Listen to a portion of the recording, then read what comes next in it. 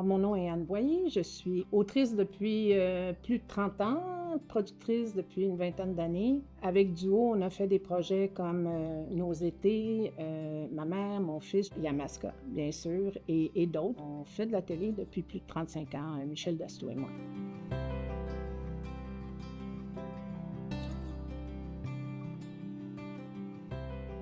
Quand est arrivée l'intrigue dans Yamaska de la tentative de suicide d'un de nos personnages et qu'on s'est mis à vouloir l'écrire, on s'est rendu compte à quel point on ne savait rien là-dessus.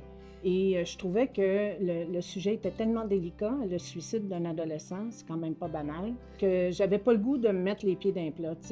On a voulu vraiment faire les choses comme il faut, on savait pas encore ce que ça voulait dire.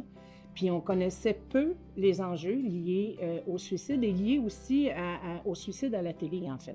Écoute, j'ai regardé dans l'annuaire, l'AQPS, et j'ai appelé pour avoir des conseils. Et puis, ils ont été extrêmement supportants, puis pas du tout moralisateurs. Et là, on a appris que le moyen, c'est l'affaire qu'il ne faut pas montrer à la télé, parce que souvent, ça peut amener les gens à imiter ce moyen-là. On a su aussi que le suicide, d'une certaine manière, c'est héréditaire, façon de parler, dans le sens où quand il y a eu un suicide dans une famille, on dirait que ça devient un moyen. Et dans notre histoire, on voulait que Samuel fasse une tentative mais soit sauvé, mais on voulait que sa mère aille au bout de l'acte. Et vraiment, on a appris personnellement et professionnellement beaucoup de choses dans cette relation-là qui a duré quand même un certain temps. Et en fait, en parlant avec les gens de la QPS, on s'est rendu compte à quel point le sujet était vaste, il y avait beaucoup de choses à apprendre et que, dans le fond, une émission de télé comme Yamaska, qui était écoutée à l'époque par 1 million de personnes, on s'est dit qu'on pouvait faire une différence. Et c'est comme ça qu'est arrivée l'idée de donner au personnage l'idée de faire une marche dans sa ville. Donc, le personnage d'Étienne, qui était le conjoint de celle qui met fin à ses jours, décide, pour sensibiliser les gens de sa ville, d'organiser une marche. Et nous, on a décidé de faire une vraie marche dans la vraie vie et de tourner des petits bouts de ça puis de mettre ça dans notre émission. Alors, il y a eu 6000 personnes à cette marche-là, un dimanche. C'était une journée qui ressemble à rien de ce que j'ai vécu. Je me souviens être arrivée très tôt sur le site, évidemment, avant tout le monde. Puis j'ai vu les gens commencer à arriver et j'ai senti à quel point les gens appréciaient de pouvoir être avec des gens qui avaient vécu la même chose qu'eux. Puis là, il y en avait vraiment beaucoup. Tout le monde était extrêmement calme, serein, un peu de peine, mais en même temps, la gratitude, je pense, de pouvoir être tout le monde ensemble dans ce moment-là. Puis ce qui était aussi vraiment particulier, c'est l'engagement des acteurs dans tout le processus. Alors, tous les acteurs qui étaient impliqués de près ou de loin à cette intrigue-là ont été extrêmement généreux. D'abord, ils étaient tous là pour la marche. Ils ont rencontré les gens. Plus tard, ils ont fait des vidéos pour la semaine de prévention du suicide, il me semble, je pense que c'était 2014. Et je pense que tout le monde qui a assisté à cette marche-là, ça va rester, ils vont rester marqués par ça. On en parle des fois ici là, avec les gens qui étaient là sur place, puis c'était vraiment pas banal. Moi, en tout cas, c'est un événement qui a été marquant dans ma vie. Puis là, on a eu l'idée de faire une chanson pour habiller tout ça.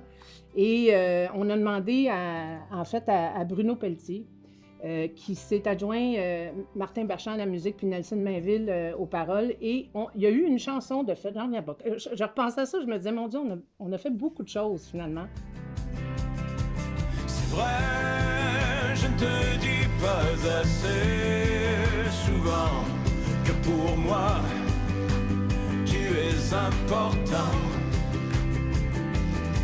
C'est vrai, on ne dit pas assez souvent.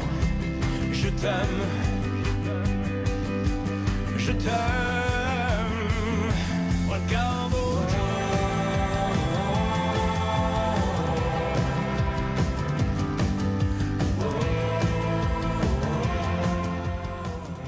Un suicide dans une histoire de fiction, c'est tout le temps un grand moment. C'est tentant d'utiliser ça pour que ça fasse le gros morceau de cet épisode. Évidemment, c'est important, là.